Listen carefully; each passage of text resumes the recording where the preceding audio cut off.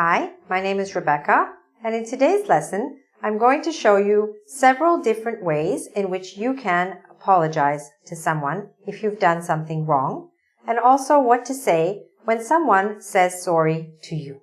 Okay? We've all been in this situation, and we've been on both sides of that situation, so let's have a look at some of the expressions we use in English to express our regret or our sorrow that we did something. All right? Let's get started. Okay, so the simplest way to say that you're sorry is just to say sorry. It's also the shortest, all right? This is when you haven't done something very seriously wrong. It's when you've done a little something wrong. Maybe you stepped on someone's foot or you got in someone's way or bumped into them. So we could just say sorry. And what would the reply to that be? You could say something like, that's okay, or that's all right, or no problem, no worries, don't worry about it, it's all good, all right? It's all good is kind of slang. You can use that, that's fine, all right? And this is obviously an informal situation because you're not saying very much. You're just saying sorry, okay? All right. If you want to make it a little bit more personal, you want to say, I'm sorry, all right? It's just making it a little bit more like it's coming from you rather than just saying sorry. You might want to say, I'm sorry if you forget a friend's birthday, for example, or if you kept a friend waiting. A little more personal situation, all right? Now, as you can see, the arrows here get a little bit longer because as the situation becomes more serious, you kind of have to say much more when you apologize. If it's just a little problem, you're just going to say sorry. But as the problem gets more serious, you need to say a little bit more. So let's look at how that goes. So here we're saying, I'm so sorry. Okay? It's a little bit more serious. Or you could use a lot of other adjectives there. I'm really sorry. I'm very sorry. I'm terribly sorry. I'm deeply sorry. I'm extremely sorry. Okay? These are obviously a little bit more serious situations, right? Maybe you've hurt someone. Maybe you've lied to someone. Not you, or, hypothetically.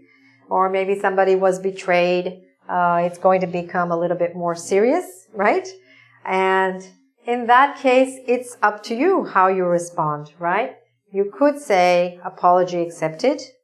You could say, all is forgiven. You could also say, I forgive you. Now, sometimes people do add other things like, well, but don't do it next time. Or, okay, but don't forget my birthday again, or else. Okay? So sometimes we joke about it to try to get over the awkwardness, the sadness of the situation, and that can help us to get back to a little more harmony in our relationships. Okay? All right. Now, sometimes we go a little bit further and we explain why we're sorry, okay, or what we're sorry about, and give a little more information.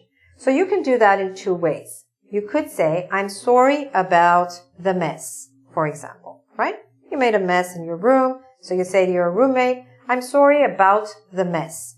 So with about, you have to use a noun, all right? If you wanted to say the sentence a little bit differently, you would say, I'm sorry for making a mess, all right? I'm sorry for making a mess. I'm sorry about the mess. Another example of that would be, I'm sorry about the confusion, or I'm sorry for causing so much confusion.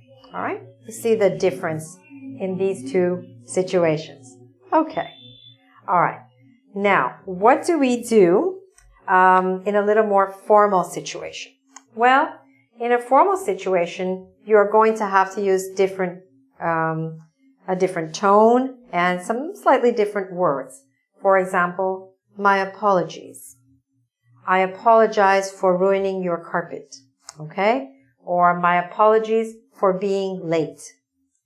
And the response is going to be equally formal in tone, but still forgiving. You could say, that's quite all right, or no harm done.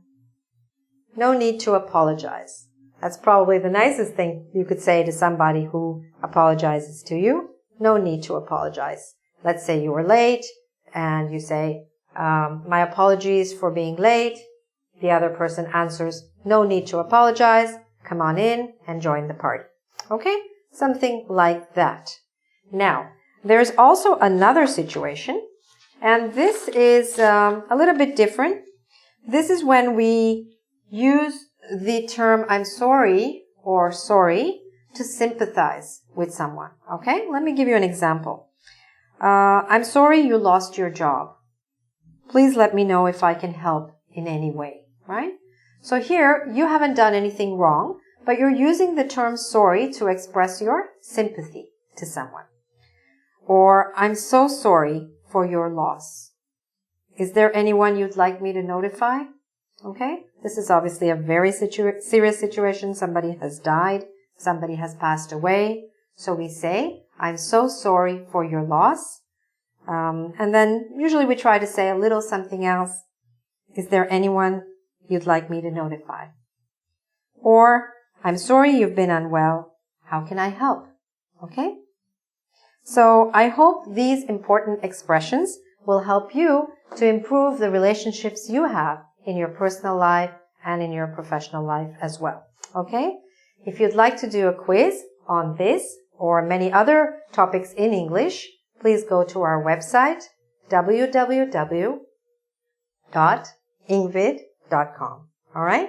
And remember that it's really important also not only to say sorry, but the way you say sorry is very important. So the tone of your voice is going to be very important. Obviously, if you said, I'm sorry, or I'm sorry, there's a bit of a difference. So remember, not only to use the words, but also the right feeling from your heart, which would be reflected in the way that you apologize to someone. All right? I hope you don't need to say sorry too much. Until next time, I'll see you, and all the best with your English. Bye for now.